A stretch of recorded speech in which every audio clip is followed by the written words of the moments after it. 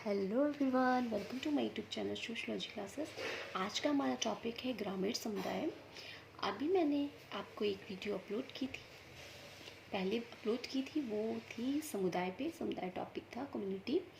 अच्छे से मैंने उसमें समझाया है, तो आप उसे प्लेलिस्ट में जाके चेक कर सकते हैं यदि आप समुदाय के बारे में पहले जानना चाहते हैं कि समुदाय क्या होता है।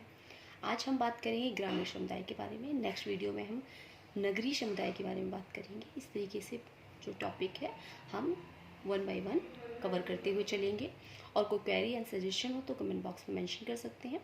उसके अकॉर्डिंग में मैं अपने जो कंटेंट है उन्हें मैं लाऊंगी। तो चलिए वीडियो स्टार्ट करते हैं। और यदि आप NT-NET या PGT की प्रिपरेशन कर रहे हैं, या GDC का या GIC लेक्चरार के लिए सोशियोलॉजी सब्जेक्ट आपने चूज़ कर रखा है, MA BA में आपका सोशियोलॉजी सब्जेक्ट है, तभी हमारे चैनल से जुड़ के प्रिपरेशन कर सकते हैं। तो चलिए आज का जो टॉपिक है हमारा ग्रामीण समुदाय, उसके बारे में बात करते हैं। और कंटेंट अच्छा लगे तो लाइक और अपने फ्रेंड के साथ शेयर कीजिए और सब्सक्राइब कर लीजिए हमारे चैनल को आगे नेक्स्ट वीडियो को देखने के लिए। तो चलिए वीडियो स्टार्ट करते हैं। जो हमारा टॉपिक है ग्रामीण समुदाय, एडम स्मिथ ने इसमें डेफिनेशन दी है। उन्होंने बताया कि ग्रामीण जो समुदाय है, ग्रामीण और कृषक को एक दूसरे का पर्यायवाची इन्होंने माना है। किसने माना है? एडम स्मिथ जी ने। नेल्सन ने क्या कहा है? नेल्सन एक विचारक है, उन्होंने कहा ग्रामीण जो समुदाय है, ग्रामीण समुदाय में कृषि एक पारिवारिक व्यवसाय है, परिवार का एक व्यवसाय है। किसने माना है? नेल्सन ने। नेक्स्ट हमारे जो थिंकर हैं वो है चार्ल्स मेटकॉफ। जहाँ सब कुछ बदलता रहा है वहाँ देहात स्थिर मालूम होता है। गांव के लोग कम जनसंख्या होने के कारण प्राथमिक समूहों जैसा व्यवहार करते हैं। मैं चार्ल्स मेटकाफ का सीधा सा मतलब ये है अपने डेफिनेशन के माध्यम से कि जो समूह है गांव का वो सीमित हो गया, छोटा हो गया है। तो वो किस रूप में आ गया है? प्राथमिक समूह के रूप में, जिसमें हम की भावना पाई जाती है। जैसे हमारा परिवार है, जिस तरीके से परिवार में लोग आपस में एक दूसरे के साथ मिलजुल के रहते हैं और एक दूसरे से बात करते हैं, एक दूसरे की चीज़ों को, हर चीज़ को जानते हैं। तो इसी तरीके से गाँव में भी लोग अब सीमित संख्या में रहते हैं, तो उनको भी एक दूसरे में प्राथमिक जैसा समूह मिलता है देखने को। हाँ, तो चार्ल्स मेटकॉफ की ये डेफिनेशन में कहा गया है। बोगार्डस क्या कहते हैं? बोगार्डस कहते हैं ग्रामीण समुदाय वस्तुतः प्राथमिक समूहों का विस्तृत रूप है। अब इन्होंने क्या कह दिया? बोगार्डस ने कह दिया कि जो समुदाय है, प्राथमिक समुदाय, उसका विस्तृत रूप है। बोगार्डस की ये परिभाषा बिल्कुल विपरीत है मेटकॉफ के अकॉर्डिंग। AR देसाई ने क्या परिभाषा दी है? तो AR देसाई जो है वो कहते हैं कि भारतीय ग्रामीण समुदाय, आगे हम देखते हैं। AR देसाई भारतीय ग्रामीण समाज परीक्षण के लिए एक विशाल प्रयोगशाला प्रस्तुत करता है।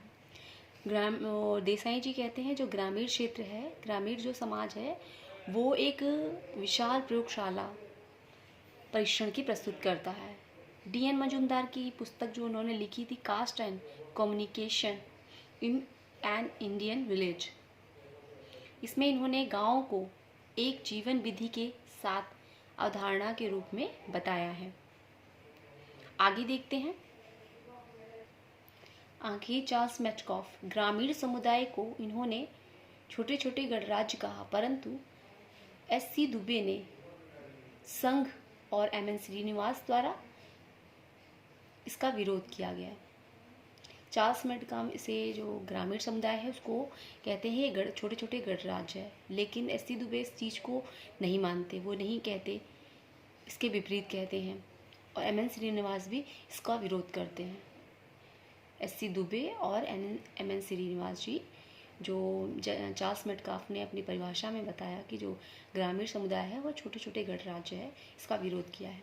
बोगार्डस ने जो परिभाषा दी है, मानव समाज का पालन पोषण ग्रामीण समुदाय में ही हुआ है। बोगार्डस की ये भी परिभाषा है, इसे याद रखिए। आगे हम देखते हैं MN श्रीनिवास।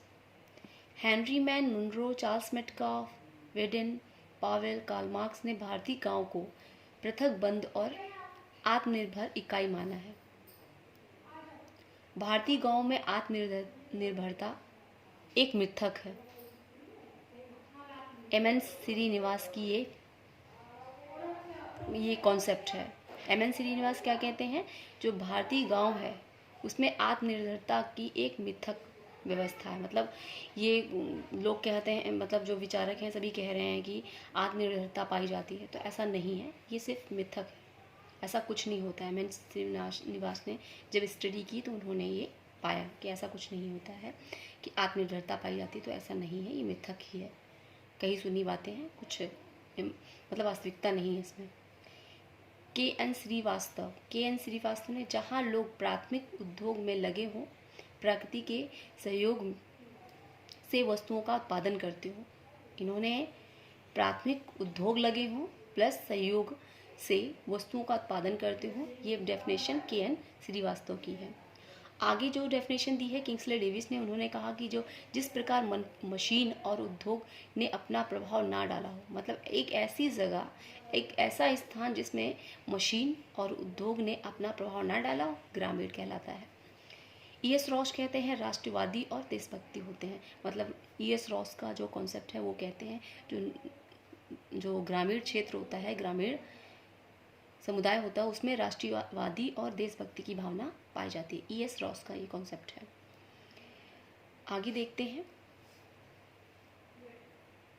आगे है ग्रामीण समुदाय के प्रकार देखते हैं। तो वो प्रकार हैं, धर्म ग्रंथों के आधार पर गांव को 2 प्रकारों में बांटा गया है, घोष और ग्राम।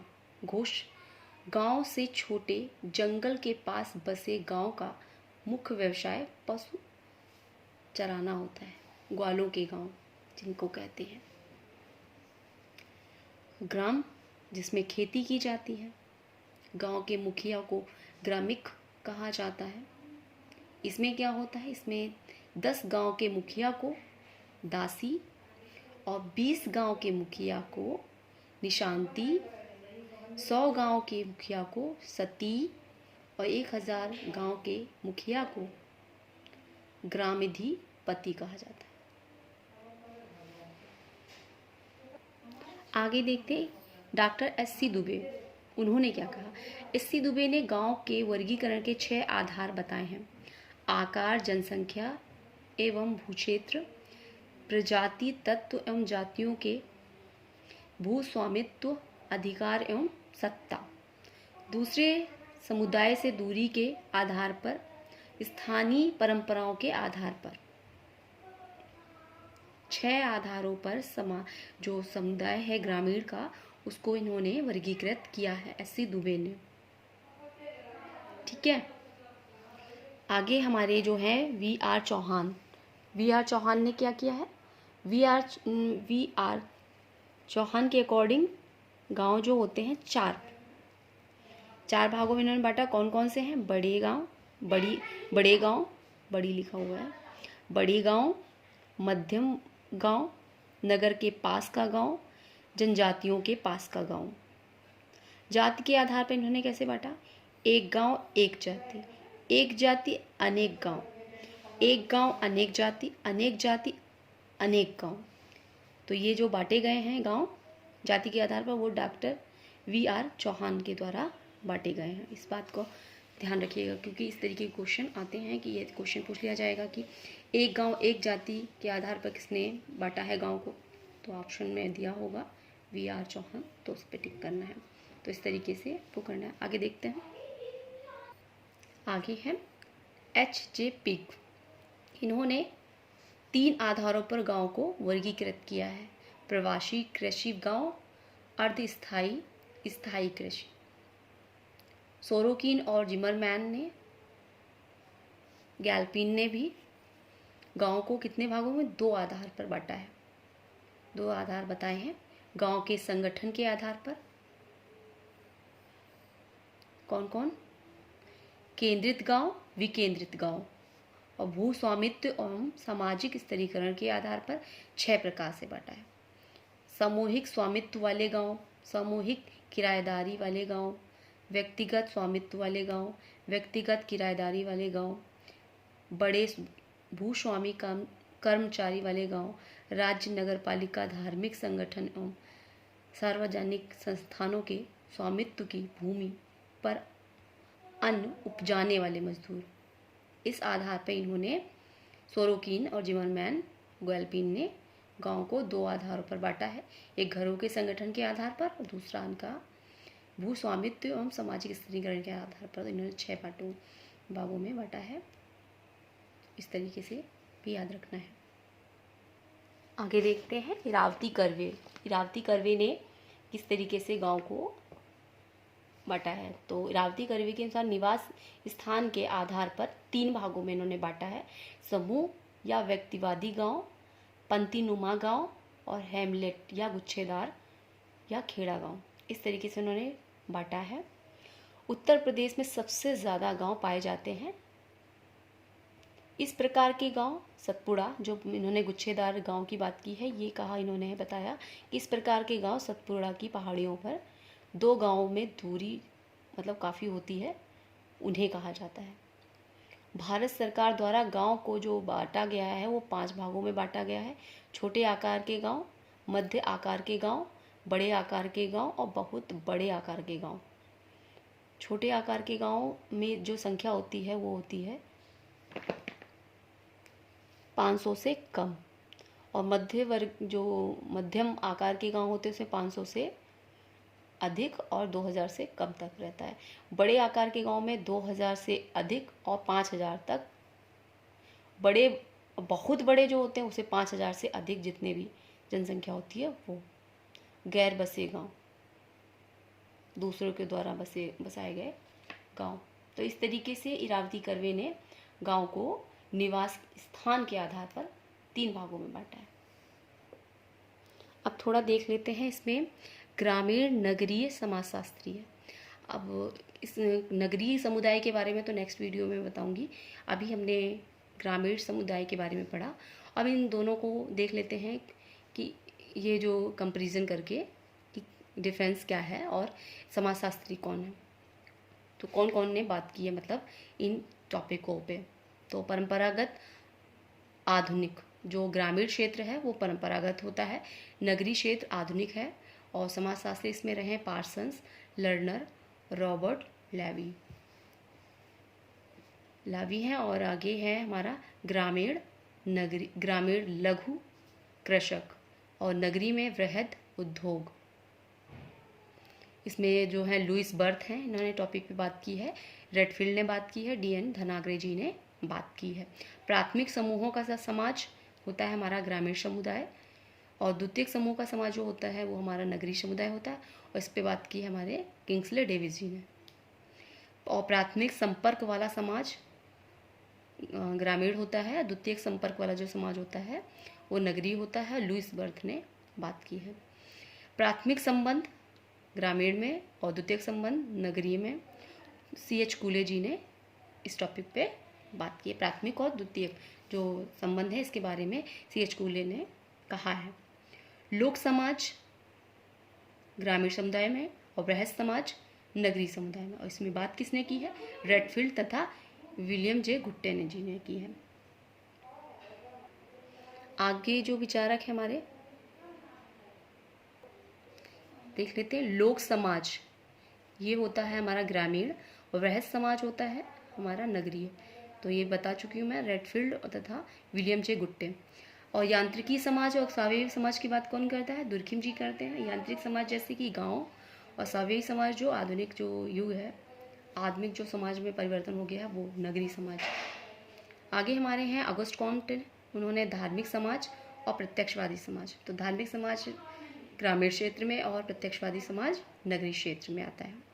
परिस्थिति या रक्त मूलक समाज ये ग्रामीण समाज के अंतर्गत आता है, और संविदा मूलक जो समाज होता है वो हमारा नगरीय क्षेत्र के अंतर्गत आता है। और इसके जो विचारक है हेनरी मैन है, गिडिंग्स है, मॉर्गन है, इन्होंने इस टॉपिक पे बात की है।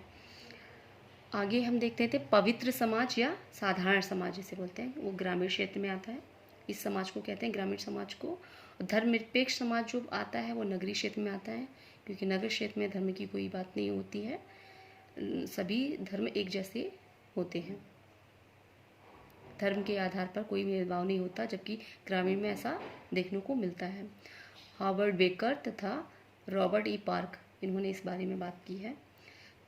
प्रदत्तपूर्ण समाज, अर्जित समाज। रॉल्फ लिंटन ने इसके बारे में बात की है। प्रदत्त जो होता है हमारे ग्रामीण क्षेत्र में आता है, अर्जित नगर में हमें अर्जित करने में, ग्रामीण में हमें कृषि और जो पूर्वजों द्वारा चीज़ें भी प्राप्त होती हैं वो चीज़ें आती हैं। प्रदत्त पूर्ण समाज जन्म से ही प्राप्त होता है, अर्जित हमें इकट्ठा करना होता है। रॉल्फ लिंटन ने ये बारे में बात की है। आगे है हमारा गेमिनसॉफ्ट समुदाय और गेसिलसॉफ्ट समुदाय। ये टानिज द्वारा कॉन्सेप्ट दिए गए हैं। गेमिनसॉफ्ट जो आता है ग्रामीण क्षेत्र में आता है और गेसिलसॉफ्ट जो आता है नगरीय क्षेत्र में। टानिज जी का ये कॉन्सेप्ट है, तो टानिज जी का है। आगे हम देखते हैं, आगे देखते हैं ग्रामीण समुदाय संबंधी अवधारणाएं। आंद्रे बेते ने क्या कहा है? भारतीय गांव का अध्ययन वेबर के त्रिस्तरीय मॉडल पर इन्होंने किया। क्वेश्चन बनता है कि जो भारतीय गांव का अध्ययन है वेबर के त्रिस्तरीय मॉडल पर किसने किया है? तो आंद्रे बेते। नेक्स्ट है कुप्पुर स्वामी जो है और पी चिदम्बरम, इन्हें तीरनुमा गांव के लिए तिराहा जो शब्द का प्रयोग किया है। अब ये भी क्वेश्चन बन सकता है, तिराहा शब्द किसने प्रयोग किया है तीरनुमा गांव के लिए? तो ये ऑप्शन आप चिदम्बरम और कुप्पू स्वामी लगा सकते हैं। सकते नहीं है, लगाना है, तो इसलिए याद रखिए। और आगे देखते हैं, जो ये गुप्पू जो शब्द है वो आंध्र प्रदेश के, तमिलनाडु का क्या है?